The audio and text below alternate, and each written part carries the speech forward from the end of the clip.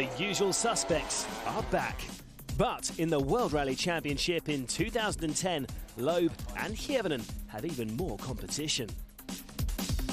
Petter Solberg is back in a Citroën C4. American superstar Ken Block makes his full WRC debut. And for the first time ever, a former Formula One champion has switched to rallying. Kimi Räikkönen joins the WRC. Coming up in this year's first instalment of Access All Areas. We bring you all the team news for 2010, including exclusive interviews from all the top drivers. Every year it's a new season, and anything can happen. We take a look at what the drivers have been up to in the busy off-season since Rally GB in October. And we head for Paris for the official star-studded launch of the new season.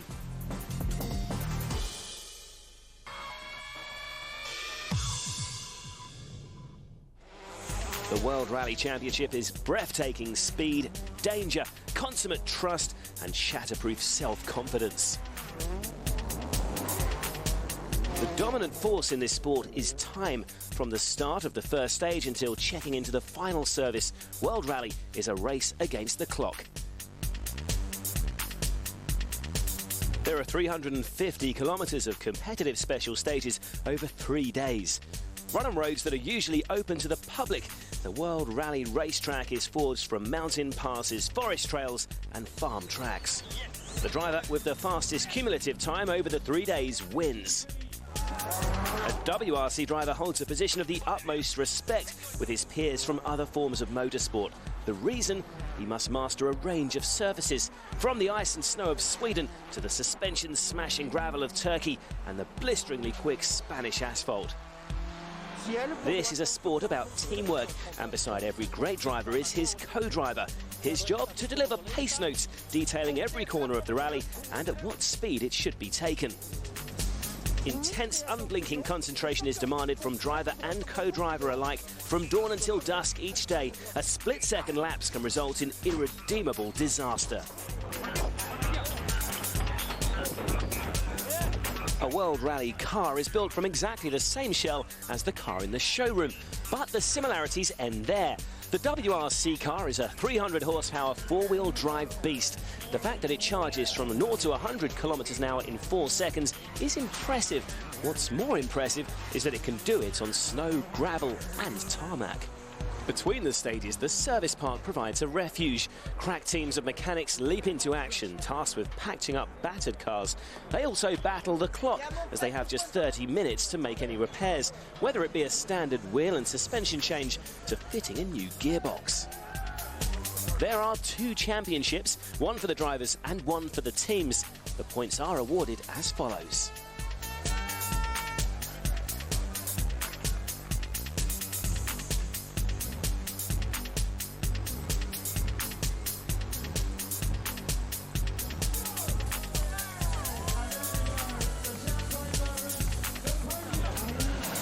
Last season, the driver's title was decided on the last stage of the last rally. This sport goes down to the wire, and this season is set to be a classic.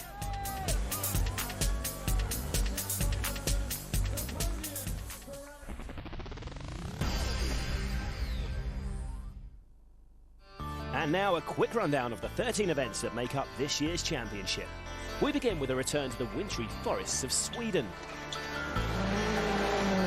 From frozen Scandinavia, we head to North America as Mexico rejoins the calendar.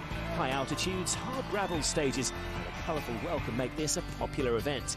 Then it's the desert-like conditions of Rally Jordan. The Dead Sea-based event provided a spectacular backdrop when it made its debut 2 years ago. A short trip north to Turkey follows for an all-new event based around the capital city, Istanbul, where Europe meets Asia. The fast-flowing roads of New Zealand are next, with the event returning to its traditional base in Auckland for round 5. We head back to Europe in late May for Rally Portugal. The undulating gravel roads of the Algarve have proved a real challenge in recent years. After a summer break, Bulgaria makes its debut on the world stage. The tarmac roads wind their way around the Borovets ski resort in the Rila Mountains. Round 8 is the spectacular blast over Finland's famous Jumps. The passionate fans will be at fever pitch, awaiting the WRC debut of Kimi Räikkönen. Rally Deutschland's testing asphalt roads follow the Trier-based events. Changing grip levels and unpredictable weather make this a rally to be feared. In September, we head back to Japan. Tricky, narrow forest roads and enthusiastic fans ensure it's a distinctive rally. The Rally de France is next, but moves for its traditional home in Corsica to another tarmac event in Loeb's backyard in Alsace. We stay on asphalt for the penultimate round in Spain for the Rally de Catalunia's fast-flowing roads. And a final round is the traditional season closer in South Wales for the Rally of Great Britain. 13 rounds, 4 continents and 3 different services all make up the epic adventure ahead.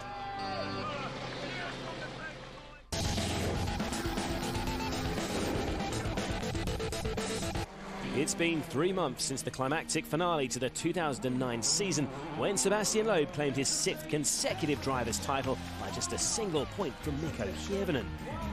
But Ford's number 1 didn't have long to dwell on his disappointment.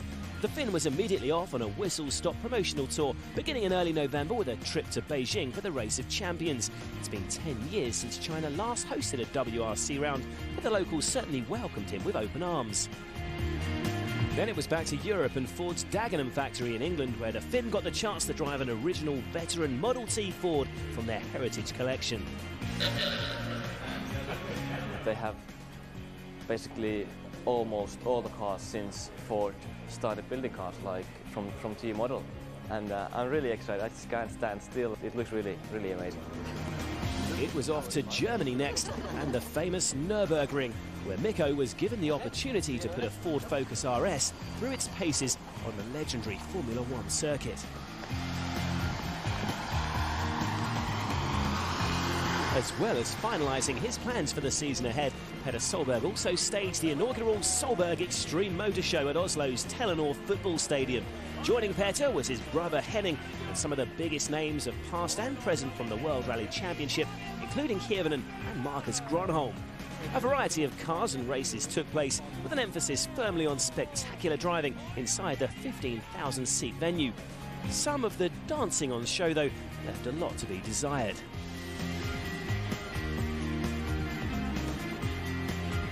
And Sébastien Loeb has also been busy in the off-season. In late November, he won the French Championship's Rally du Var, co-driven by his wife Séverine. Also competing was Formula One star Robert Kubica, as well as Loeb's regular co-driver Daniel Elena. With France not hosting a round of last year's championship, Loeb decided it would be an ideal opportunity to take a bow in front of his home fans. In mid-December, the Bettiger Memorial Rally took place in Bologna. There were some well-known faces present, including Citroën driver Sébastien Ogier and 9-time motorcycling world champion Valentino Rossi. But it was Mikko Hirvonen who powered his Focus to victory in the floodlit sprint before returning the following afternoon to win the main event in front of a crowd of 30,000 excited fans. And a few weeks later, Loeb and Elena were presented with their 6th consecutive FIA World Rally Championship trophy at the FIA Awards ceremony in Monaco. Loeb and Elena joined winners from all the FIA's World Championships, including Formula One's latest champion, Jenson Button. With the winter break flying by, the WRC collective gathered in Paris last week to celebrate the launch of the 2010 season. Proceedings began with a traditional photo shoot, where this year's teams and drivers could be seen together for the first time, and all were raring to get underway. I just want to get it started. Just after GP, I wanted to start all over again and see who is who. I think we're going to have a really tight battle this season on the championship. We have obviously our drivers, we're going to be pushing really hard, but also we've got some new contenders that have come in this season, and they're going to create a lot of excitement, and it's going to mix up the championship. With the cold wind blowing, the teams congregated in the Automobile Club de France, where 2 of the new stars of the sport shared their hopes and intentions for the year ahead. It's definitely going to be good fun. Lot of things to learn. Like we saw last weekend, it wasn't easy, and it's not going to be easy. But I enjoy the challenge, and it's a great people to work with. And I mean, it's going to be a long season, but we try to do the best and hopefully get some good results. It's a huge honor just to be on the stages with these guys. So I'm really looking forward to it. it's going to be a tough year, but I'm going to do the best job I can. FIA President Jean Todt attended the event and was also looking forward to the 2010 season. You have great competitors, great champions, and I mean, you could see this morning that everybody is very motivated. Is very keen to start again the championship, and I'm convinced they will put all their heart to deliver a nice show. And with Sweden now just days away, the reigning champion stated his intention. Who will be the winner? I hope me again.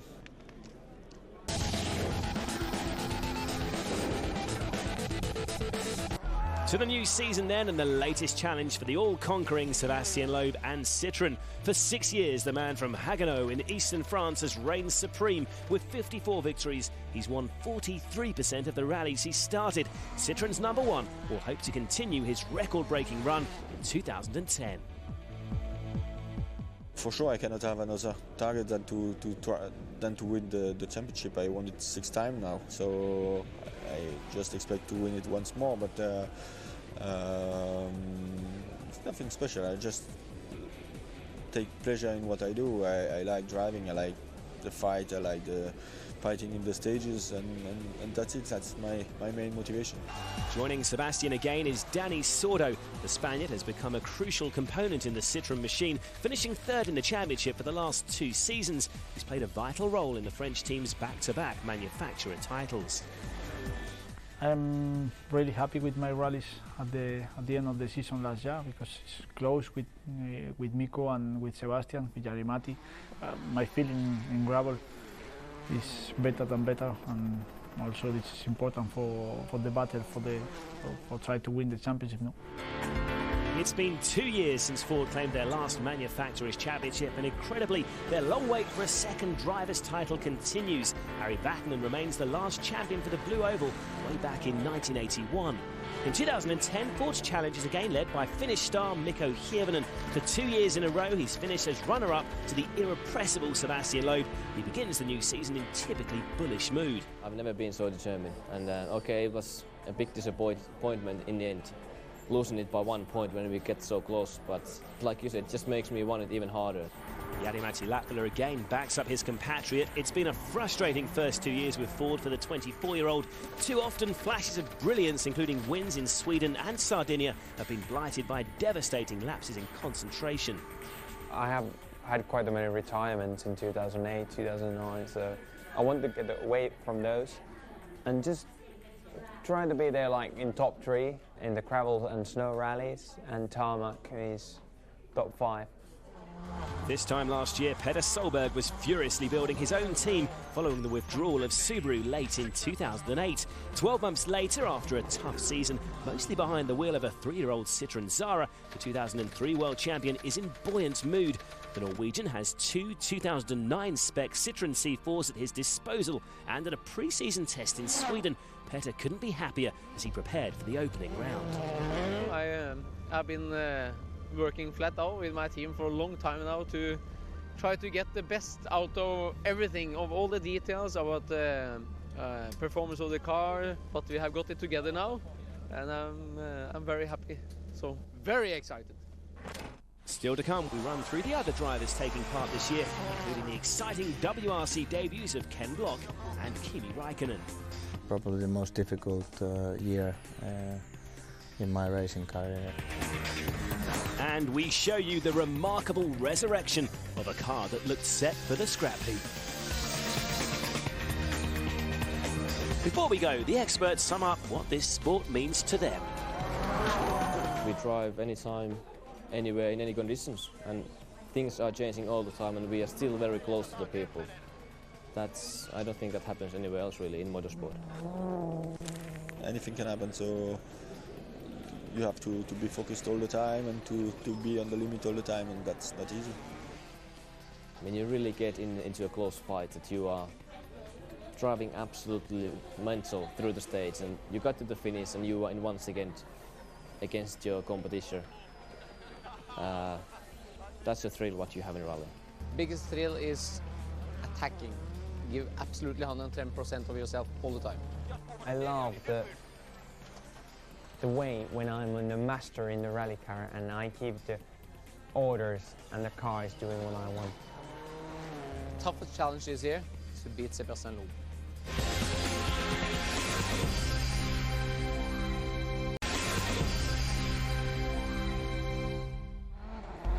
Welcome back.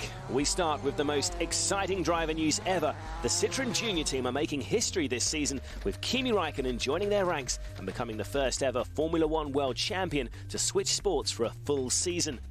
The former Ferrari star has just a handful of rallies in an S2000 spec car under his belt, and after a pre-season snow test in Finland, he's recently made his competitive debut in a WRC C4 in his homeland's Arctic Rally.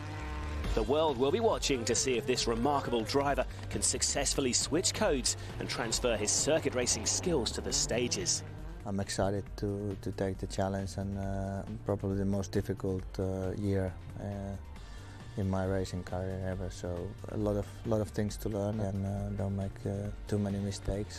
Hopefully we can pick up some speed and start being more competitive after maybe, I don't know, half a year or something. Partnering Räikkönen will be Sébastien Ogier. He became one of the most improved drivers in his debut season last year and could be one to watch in 2010. I hope to be able to fight for podium many times this year. If I can get a victory, for sure it will be perfect. At the Stobart Ford team, following a promising 7th place finish in the standings in 2009, Matt Wilson will be looking for further progress this year. We've shown quite a lot of improvement each year, and if we can do that again this year, then it's going to put us next to them sort of podium places and in amongst the top guys. So that's really what we want to do. Henning Solberg will continue with Stobart alongside new co-driver Ilka Minor, and Khalid Al-Qasimi will also appear in 10 rounds this year with the BP Abu Dhabi Ford team. The Munchies Ford team will again run Federico Villagra for 8 rounds of the season. The multiple Argentinian national champion finished 9th last year and will hope to repeat results like his fine 4th place finish at his home event. And finally, American star Ken Block will compete as part of the newly formed Monster World Rally team. A regular competitor in the US Championship, Block has tackled a handful of WRC rallies in the production class. However, he's best known around the globe for his stunt-driving viral internet videos. He takes on 7 of the 13 rounds this year, starting with Rally Mexico. For me, this has been a dream since I was a little kid. So I'm very happy to be here. It's such a huge honor for me to be even on the stages with guys like, Petter and Sebastian Loeb and now Kimi Räikkönen. World rallying is widely recognised as one of the most spectacular forms of motorsport. The high speeds and the unforgiving terrain inevitably lead to dramatic crashes. In Portugal 2009, Fortiati Matti Latvala gave us one of the most talked about accidents in the history of the sport. Due to the safety regulations enforced by the FIA and the ongoing work by the teams, incredibly, both driver and co-driver escaped uninjured. It's been the biggest accident I have ever had. A crash like this underlines how strong and safe these rally cars are. And even after an accident of this magnitude, the car can, in some circumstances, be brought back to the factory and rebuilt to be raced once again. What we're looking at here is a car that probably most people thought would never see the light of day again. This is actually Jari-Matti Latvala's Portugal car, which I'm sure you've seen the footage of, and it was certainly the biggest accident of his career. But it rolled something like, I think, 150 metres down the mountainside. Basically, nearly every single external panel on the car was damaged. But fortunately, none of the main safety, the structure of the roll cage or anything like that, was damaged.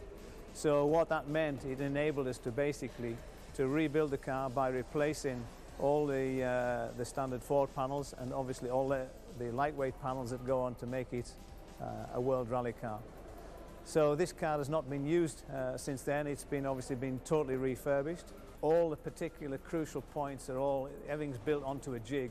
So we know that this car is now absolutely as good as a brand new body shell or any car that would leave this factory. And this will be one of Jari-Matti Latvala's main cars for the 2010 season. And the first event it will be back out again is Sweden Rally.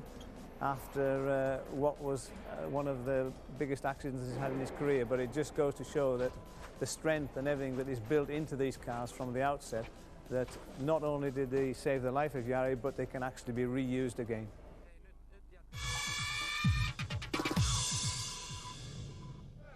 Beside every World Rally superstar is quite literally his right-hand man. World Rallying's unsung heroes, the co-driver.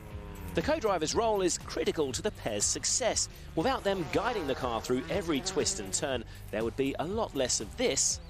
Yes! And a lot more of this. Oh dear. Oh dear, keep going, keep going. As if reading the pace notes at 200 kilometres an hour wasn't tough enough, a co-driver has precious little time to look up, relying instead on feeling to judge if they're early or late with a pace note. It's not easy being a co-driver. Even the stages have their own surprises in store. Rally Finland 2005 and one of the infamous jumps wins Sebastian Loeb's co-driver Daniel Elena. And in Turkey the same year, Marcus Gronholm's co-driver Timo Raitiainen completed a stage with 2 broken bones after a metal pole pierced his seat.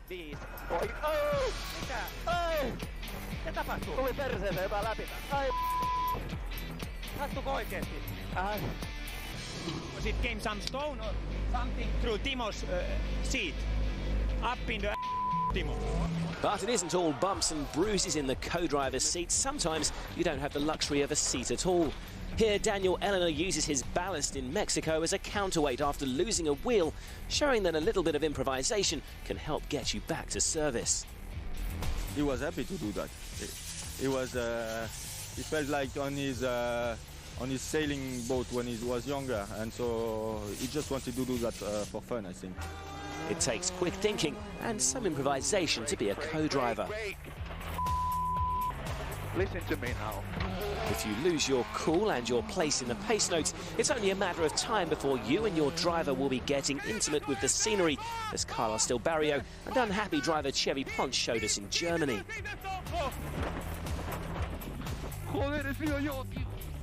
Thank you, thank you. The co-driver is often the first to be blamed when things go wrong in a rally, but in the WRC, a good co-drive could mean the difference between top spot on the podium and tears before bedtime.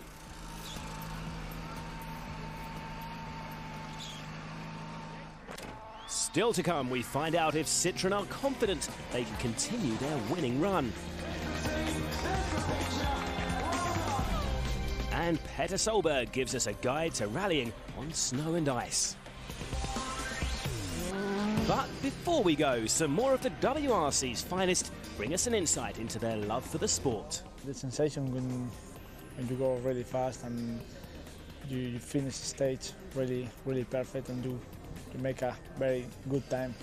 This is the best sensation. For me, the World Rally Championship stands out because it's just an incredible skill that it takes to get down, you know, a 30K rally stage the way that we do. And, you know, these guys that compete at this level, to me, are the greatest actually the greatest drivers in the world. If we play for a world title, the atmosphere between each driver is a big fight during the stage, but big fun during all the other time, during party, during, I don't know.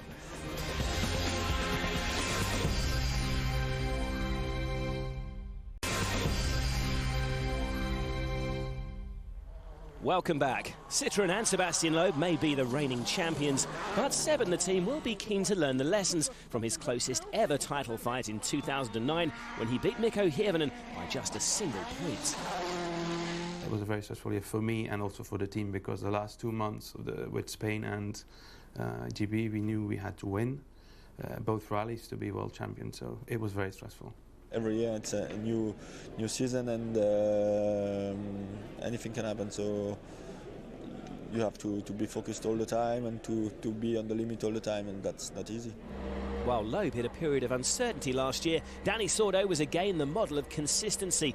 The Spaniard has made a promising start to 2010 by winning Finland's Arctic Rally, and Citroen's perennial number 2 is hoping his first WRC victory is not far away. I will try to win one or some rallies, because I need, for me, that, no, because after three years with Citroen, I finished many times in the podium, but I never win, and I will try this year to win some rallies. No? This year, I think he will win his first World Rally, which for him I think will be a big relief, because that's the only thing that is missing. And then from then on, I think he could be a big contender for Mirko and Jari-Matti and Seb to be world champion one day. Sven Smits and the team certainly appear confident that their dominance can continue. 2010, our goals are to be again manufacturer champion and world champion with the drivers. And I predict it's going to be again a very hard battle, with probably a finale in Spain or GB like 2009. The drama of a world rally is not only played out up on the stages. Between the action, the drivers bring their cars back to the refuge of the service park. Here, a team of highly skilled mechanics are poised, ready to solve any problems, repair any damage and replace any parts. After a crash or mechanical mishap, the drivers often face a battle, even getting the car back to service. If they do, remember, it's all about the clock. There is a specific time to check in and out of service 30 minutes later. Clock in early or late, and penalties will be incurred. Engineers scour data from the car's computer systems and debrief the driver on how they can tweak their setup to give their man the edge. If a car needs a standard change of wheels and adjustment of suspension, then that 30 minutes should suffice. But it's when a car has limped back to the service park and needs more serious work, such as a gearbox change, that the result of the rally can be determined. These services have to be run as a military operation. Every member of the team knows exactly what his role is, and none of them want to let their teammates down. The driver knows that the performance of his service crew is as important as his own out on the stages. Most of the time, the teams get it right, but sometimes a call made in the heat of the moment turns out to be a wrong one. In Australia 2005, Colin McRae was lying in 3rd place as he came into the last service. His engineers decided to change the gearbox for the final loop. Disaster struck as the mechanics ran out of time and McRae was disqualified for being OTL, over the time limit.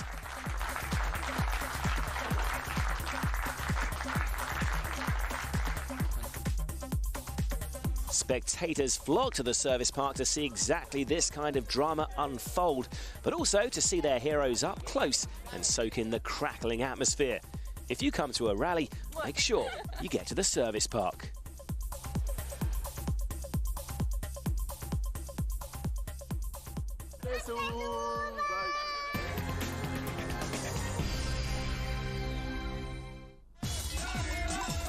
For a true rally fan, following an event from the comfort of your armchair is one thing, but actually being there to soak up the atmosphere is quite another. Unlike most other forms of motorsport, rallying gives the fans every opportunity to get up close and personal with some of the best drivers in the world.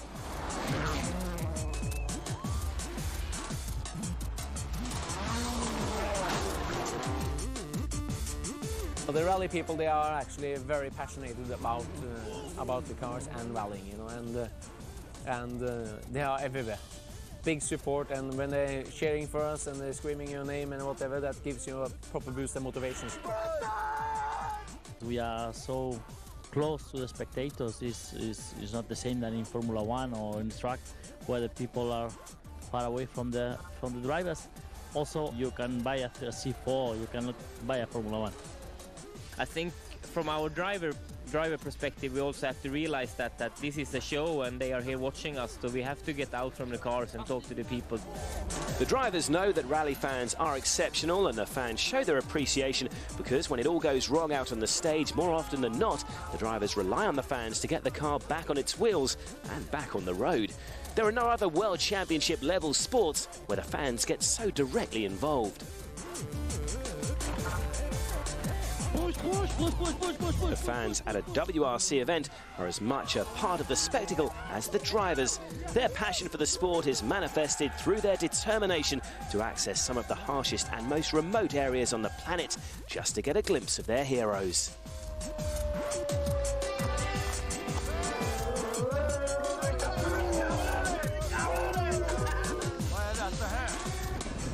Thousands of fans line the stages to see their heroes literally fly past before moving on to do it all again. So with the up-close and personal nature of the sport, the fans play a major part in keeping the cars on the road and making a rally weekend one of the biggest celebrations in motorsport.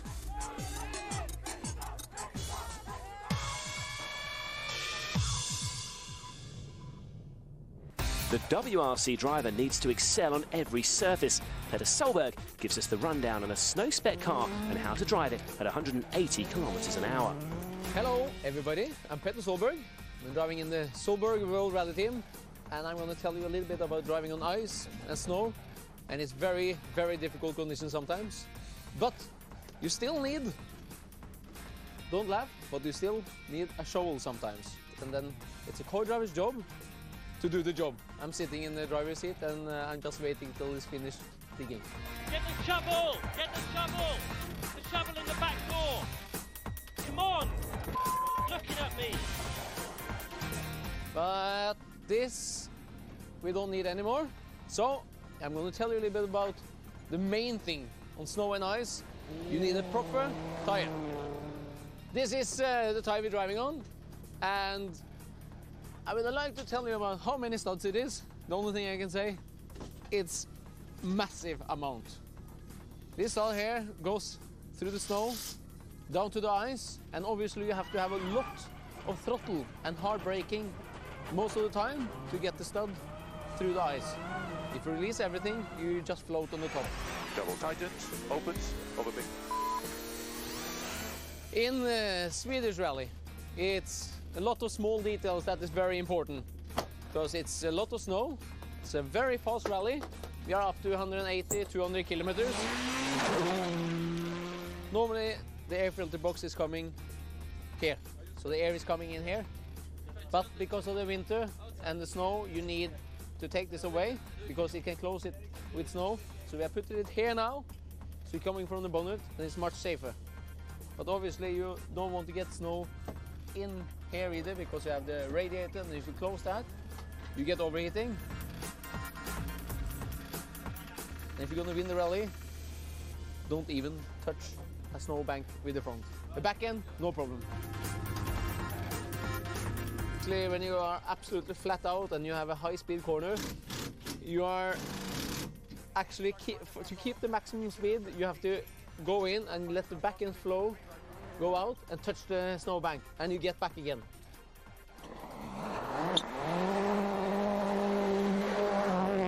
In the slow corners and stuff, it's absolutely, you want to be as neat as possible, but also put the car very sideways before, so you can go straight and keep the tires straight to get maximum grip.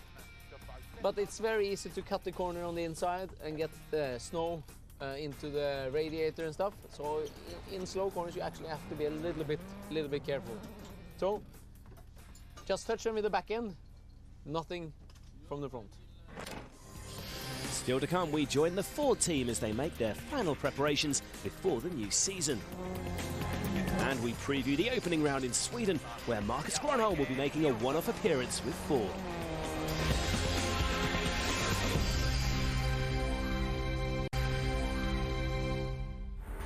Welcome back. At M Sports base in Cumbria, the Ford team have been hard at work preparing for the new season. And Mikko Hirvonen is more focused than ever on ending Loeb's incredible run as champion. He's been unbeatable now for 6 times in a row. But every year I'm getting closer and closer, and we always learn something. We can make bigger decisions and be more brave on driving. The pressure will again be on Mikko's teammate to produce a more consistent run than he has for the last 2 years. It's been quite a roller coaster. It's been up and down, great moments, and really, really big disappointments as well. So I was more hoping that when I'm getting more experience that I would have the consistency level, but it's been too much like this. We've never really had a number one and a number two driver as such in the team, but we've decided that for 2010 that Mikko will now be number one driver and Jari will be playing a backup role. With 4 tarmac rallies to tackle in 2010, the Citroen's dominance on sealed surfaces is going to cause concern. Okay, we lost something like a minute in Catalonia, but the difference actually it's not that big. So we just have to work harder, and we are definitely ready for that. I need to improve myself on tarmac driver to get closer to these guys. I tried to do some practice driving in Finland on the race circuit, and okay, it would be nice to do some tarmac rally as just an exercise. The targets for Ford and Hirvonen in 2010 are clear. It's simple, I just need to win more rallies. I mean, he won 7 rallies, I won only 4. I lost it by 1 point, but still 7 and 4, there's a big difference. So all the rallies, I just need to go flat out and go after the win only. He's had that fantastic experience last year. He knows what he's got to do, and I just hope that we can continue to give him the car, and we just got to make sure that Jari plays the correct backup role to give Mikko and hopefully Ford that success.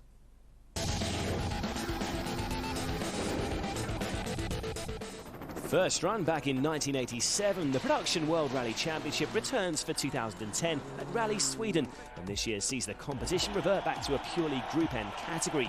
Reigning champion Armindo Araujo will defend his title, but faces stiff competition in the shape of another former champion, Toshi Arai.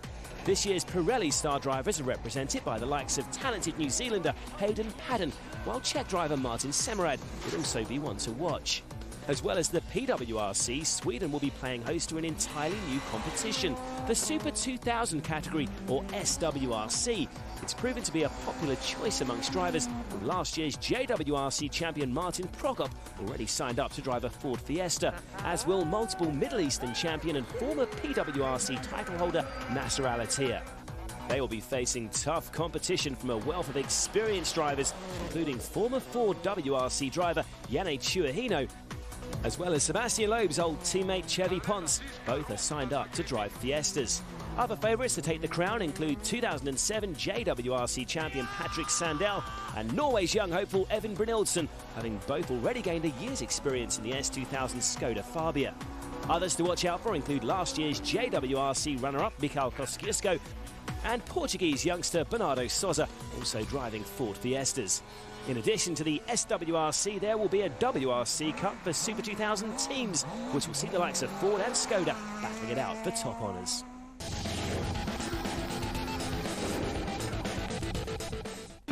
Ford launched their new S2000 Fiesta at the end of last year.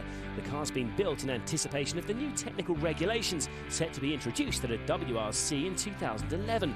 As we just heard, several drivers already opted to run with the Fiesta for this season's inaugural SWRC competition. The FIA has introduced new rules in an attempt to give event organisers more flexibility and let rallies evolve their own characteristics. Events may be competitively run over 2, 3 or 4 days. The overall race distance has been changed to allow a maximum of 500 kilometres with no minimum or maximum stage distance, and with night stages also permitted. Abu Dhabi will be running a candidate rally in 2010. The country's tourism authority has a large involvement in rally through their sponsorship of the Ford team and Emirati driver Khalid Al-Qasimi. After his one-off drive behind the wheel of a Subaru Impreza in Portugal last season, Marcus Gronholm is set to return in Rally Sweden. He'll be driving a 2008 spec Ford Focus and is registered to score points for the Stobart team. Also taking part in Sweden is Mats Osberg. Norwegians made the unusual decision to revert back to a 2007 Impreza as he feels the setup on the older model better suits his driving style.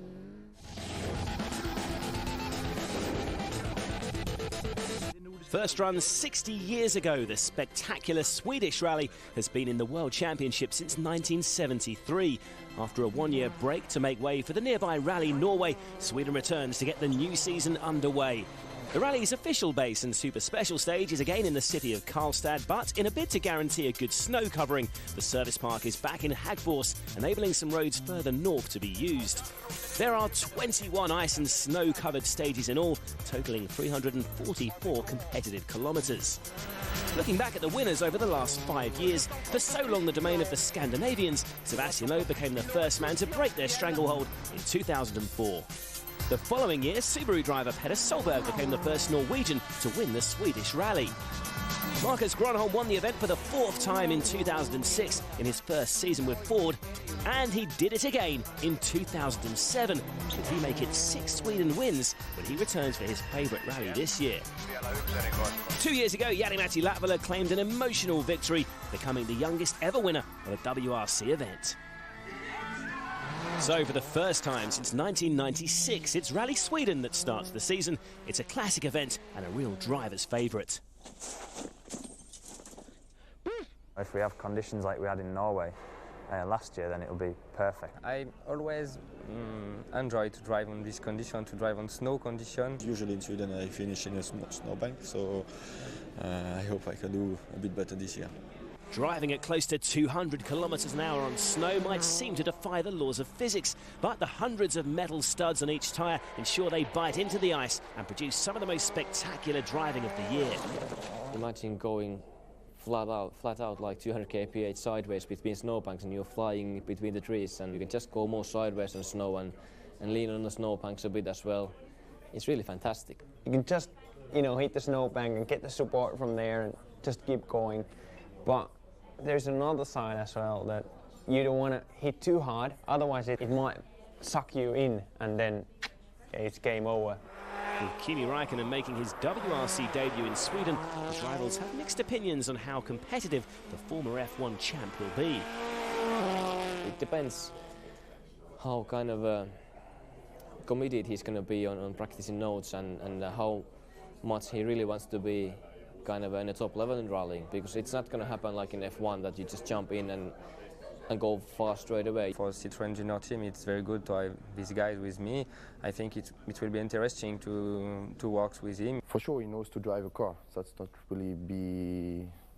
really the problem, I think, for this year. Just he will have to improve all what is about rallying, pace notes, and get the rhythm and all these things. Just learn step by step what is a rally. Being a former world champion, he's going to want to be competitive. It's only natural, and of course he knows that he's going to be in a car that's capable of winning as well, which puts even more pressure on him. Everything is exciting and new, and that's why it doesn't really matter where we go or what we do, because it's a new thing and it's exciting. Adding further spice into the mix is the return of double world champion and 5-time Rally Sweden winner Marcus Gronholm. I know it was maybe his favorite rally, so he was really confident there, and but to come back in Sweden since 2 years, it can be difficult. So, but I really enjoy to see him back. Marcus will be fast, and that's it. He's a snow specialist and won the Swedish rally many times, and then he will surprise definitely. With Loeb winning last year on the snow in Norway, Hirvonen begins in determined mood. Over there as well, I just wasn't brave enough to make a decision with the car setup early enough. And, we know those things now, so yeah, it's going to be a good start for us, and hopefully we can have a good fight there. I beat him last year in Norway, so no reason that it's not possible, but for sure it's one of the rallies where he's really difficult to beat.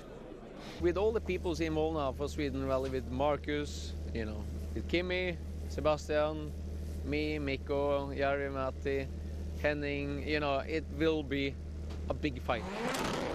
With 5 former snow rally winners competing and Räikkönen making his WRC debut, we couldn't be getting off to a more exciting start.